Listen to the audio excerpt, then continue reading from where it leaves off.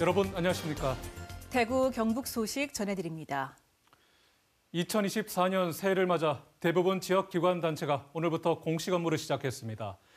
올해도 지역은 수도권과의 격차, 저출생, 지방 소멸 문제 등 해결해야 할 많은 과제가 산적해 있습니다. 대구 경북 신공항과 군위군 대구 편입, 달빛철도 특별법 추진 등을 통해서 지역 발전에 새로운 전기를 마련해야 할 시점이기도 한데요. 대구 경북 지역 각계에서는 올해 어떤 다짐을 갖고 새해를 시작하는지 김은혜 기자가 취재했습니다. 홍준표 대구시장은 신년사를 통해 세상을 극복해 개척해 나간다는 뜻을 담은 극세 척도를 새해 비전으로 밝혔습니다. 경상북도는 지역 소멸 위기에 맞서 적극적인 투자 유치에 노력하는 한편 지역 균형 발전을 위한 지방 분권 강화에 더 힘쓸 방침입니다. 대한민국 산업 지도를 확 바꿔 나가는 일도 주력합니다. 무엇보다 투자가 필요한데 대규모 민자 유치를 통해 지역 발전 새 전략을 마련하겠습니다. 또 한 가지, 지방의 자유와 권한을 더 받아 교육 혁신은 물론 인재 양성에도 더 투자합니다. 대구시와 경상북도 의회는 지방 정부를 견제하면서 민생이 중심이 될 수 있도록 하는 의회 본연의 기능에 집중하겠다고 했습니다. 청룡의 길한 기운이 골목 상권과 기업 현장 곳곳에 가득히 전해져 목표하는 바를 모두 이루는 성취와 희망의 한 해가 되기를 기원합니다. 양질의 일자리를 만들고 서민 경제의 안정과 교육 및 문화의 창달, 그리고 도민의 행복한 삶을 위해 최선을 다할 것입니다. 아울러 도민 의견을 반영한 정책으로 미래를 향한 도약을 이루고자 합니다. 저출생과 수도권 집중으로 인한 학생 감소 여파를 피하지 못하고 있는 교육계도 희망이 있는 한 해를 다짐했습니다. 모든 아이가 꿈과 희망을 품고 깊이 있는 학습을 통해 스스로 삶을 주도해가는 사람으로 자랄 수 있도록 하겠습니다.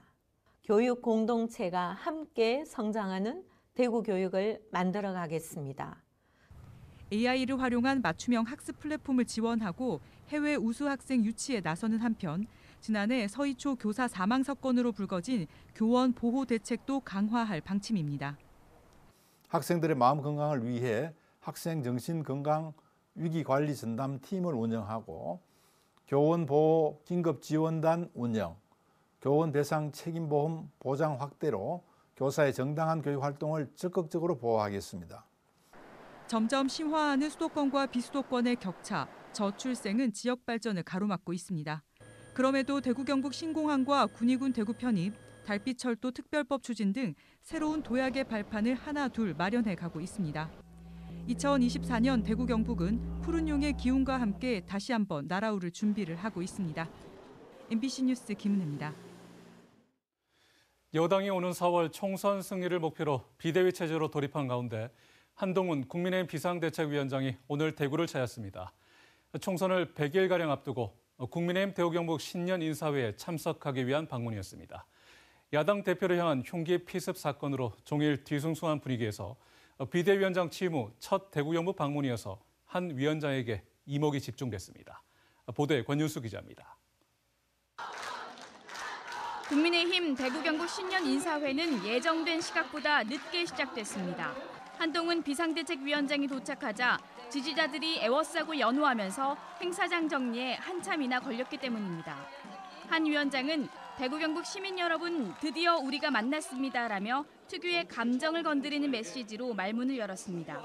총선 승리를 겨냥해 보수층 결집을 노리는 발언도 서슴없이 했습니다. 국민의힘이 대구 경북에 정체되거나 매몰되면 안 된다라는 충고에도 자신은 대구 경북을 끝까지 지키겠다고 강조했습니다. 지난 11월 법무부 장관 시절 대구 시민들을 만나고 나서 정치 입문에 큰 결심이 섰기 때문이라고 설명했습니다. 이곳 대구는 저의 정치적 출생지 같은 곳입니다. 이렇게 든든한 응원을 보내주시는 대구 경북의 여러분들과 동지들과 함께 길을 만들겠습니다. 현재 국회의원과 광역단체장, 기초단체장, 광역기초의원들이 대부분 참석해 총선 승리를 위한 결의를 다졌습니다. 야당을 향한 비판 공세도 빠지지 않았습니다. 민주당이 아무리 입법 폭주와 특검의 방탄을 두른다 해도, 아무리 가짜 뉴스와 거짓 선전을 일삼는다 해도 결코 이 땅의 민주주의와 사법 정의와 진실의 힘을 수적인 우세를 앞세워서 소통과 타협은 내팽개치고 일방 독주하는 정치 세력은 적폐 수준을 넘어서 사회적 해악이라고 생각합니다.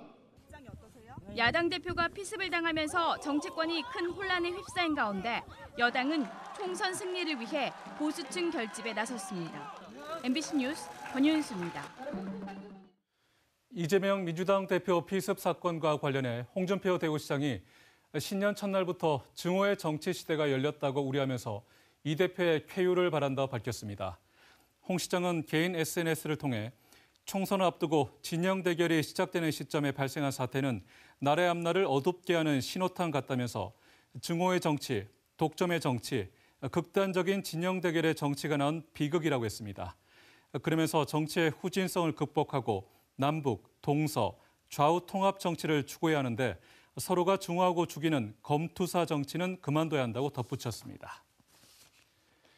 한재봉 대구지방법원장이 시무식에서 재판 지연을 해소하고 법조타운 이전도 속도가 붙을 수 있도록 하겠다고 밝혔습니다. 또 최근 지역에서 늘어나는 회생 파산 사건의 신속하고 효율적인 처리를 위해서 회생법원이 조기에 설치될 수 있도록 관심과 노력을 기울이겠다고 덧붙였습니다. 법조타운 연호동 이전과 관련해서도 대구고등법원, 법원 행정처 등과 유기적으로 협력해 청사 이전을 더욱 속도감 있게 추진하겠다고 밝혔습니다. 네, 7년 전이죠. 지난 2016년 화재로 잿더미가 된 뒤 지금까지 공터로 남아있는 서문시장 4지구. 지지부진했던 이곳에 대한 정비 사업이 새해에는 첫 삽을 뜰 수 있을 전망입니다. 어려움을 겪어온 시공사 선정에 지역 건설사 서한이 우선 협상 대상자로 정해졌습니다. 손우민 기자가 자세히 보도하겠습니다. 서문시장 4지구에 복구 청사진이 나온 건 화재 5년 만인 2021년입니다. 4,700여 제곱미터 땅에 1000여 개 점포가 들어갈 수 있는 지하 4층, 지상 4층 규모의 새 건물을 짓기로 했습니다. 다시 2년 만인 지난해 1월 시공사 선정을 위한 공개 경쟁 입찰이 진행됐습니다. 그런데 시공을 맡겠다고 나서는 업체가 한 곳도 없어서 4번이나 유찰됐고 사업 일정은 미뤄졌습니다. 조합은 시공사 선정 방식을 수의 계약으로 바꾸고 주요 시공사들과 논의를 이어왔습니다. 그리고 지난달 21일 조합 대의원 회의 투표를 통해 최종 참여 의향서를 낸 4개 업체 중 지역 건설사인 서한을 우선 협상 대상자로 선정했습니다. 시공 입찰가는 650억 원, 입찰 금액 중 가장 높았습니다. 제가 일일이 다 모르겠지만도 시공의 안정성이나 그 회사의 능력을 보고 그래 결정했다고. 서한이 최종 시공을 맡을지는 오는 31일 열리는 조합 총회에서 결정됩니다. 조합원 840여 명 중 절반 이상이 참석하고 참석자의 과반이 찬성해야 합니다. 이대로 시공사가 확정되면 행정 절차를 마무리한 뒤 올해 하반기 공사에 들어가고 이르면 오는 2026년 말 서문시장 4지구 건물이 완공될 걸로 조합은 내다보고 있습니다. MBC 뉴스 손은민입니다. 새해부터 봉화군이 관광객을 포함한 전체 주민들에게 탑승 요금을 받지 않고 농어촌 버스를 운영하기로 했습니다. 청송에 이어서 경북에서는 2번째, 전국에서는 3번째인데요. 단 한 명의 인구가 아쉬운 소멸 지역에서는 국민의 이동권을 보장하는 무료 시내버스 같은 생활 밀착형 정책이 점차 확대되는 분위기입니다. 이돈 기자가 보도합니다. 봉화 읍내에서 춘향면을 들러 강원도 경계인 서벽까지 가는 52번 농어촌 버스가 만석입니다. 5일장을 보러 나온 군민 말고도 마실 나오듯 바깥바람을 쐬러 나온 어르신이 적지 않습니다. 새해부터 봉화군 지역을 다니는 농어촌 버스, 시내버스 요금이 무료라 부담이 없어졌기 때문입니다. 우리 이거 아니면 뭐 안 되니까 버스 아니면 안 되니까 뭐 이용이야 뭐 계속 하죠. 뭐 계속 자주 하고 말고지. 너무너무 좋아요. 요금함이 없는 버스가 좋으면서도 마음 한켠 괜히 미안한 마음이 들기도 합니다. 오늘 저 타야 뭐 등대한데 공짜로 가니까 허서한 게. 이번 무료버스 대상에 영주로 오가는 영주여객과 영양을 오가는 영양 동행버스처럼 이웃지자체 경유 노선은 제외됐습니다. 관광객도 버스 요금을 지불할 필요 없이 백두대간 수목원 같은 봉화의 대표적인 관광지를 마을버스로 올 수 있습니다. 봉화구는 요금 무료화를 위해 최근 5년 동안 발생한 버스회사의 운송 수입급 평균액 4억 3천만 원을 버스회사에 지원합니다. 인구에 비해 면적이 넓고 다양한 교통시설이 갖춰지지 않아 국민들의 이동권이 많이 제한되고 있었습니다. 이에 따라 국민들이 대중교통 요금 부담을 줄이고 교통 취약 지역의 복지를 높이기 위해 농어촌 버스 무료화를 실시하게 되었습니다. 실제로 2만 9천여 명 인구의 봉화군에 등록된 민간인 소유의 차량은 18,000여 대. 이웃지자체에 비해 자차 보유율이 낮아 버스 무료 운영만으로도 국민의 이동권을 확대하는 데 큰 기여를 할 거란 전망이 나옵니다. 시내버스 무료화를 전국에서 처음 시작한 청송군에서 버스 승객 수가 코로나 이전에 비해 늘어난 것으로 확인됐습니다. 봉화군에서도 주민들의 이동권 확대가 지역경제 및 관광 활성화 등의 부수적인 효과로 이어질지 주목됩니다. MBC 뉴스 이돈입니다. 다음은 희망 2024 나눔 캠페인에 성금을 보내주신 분들입니다. 홈센터 홀딩스회 계열사 1동 1억 원, 대구 동신교회 문대원 담임 목사회 성도 1동이 500만 원을 보내주셨습니다. 모두 고맙습니다. 칠곡군 선거관리위원회는 한 입후보 예정자의 지지자를 공직선거법 위반 혐의로 검찰에 고발했습니다. 이 지지자는 오는 4월 제22대 국회의원 선거를 앞두고 한 입후보 예정자를 위해 40만 원 상당의 음식물을 선거 구민들에게 제공한 혐의를 받고 있습니다.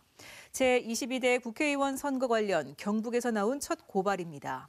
공직선거법에 따르면 선거 후보자를 위해 기부 행위를 하면 5년 이하의 징역이나 1,000만 원 이하의 벌금에 처할 수 있습니다.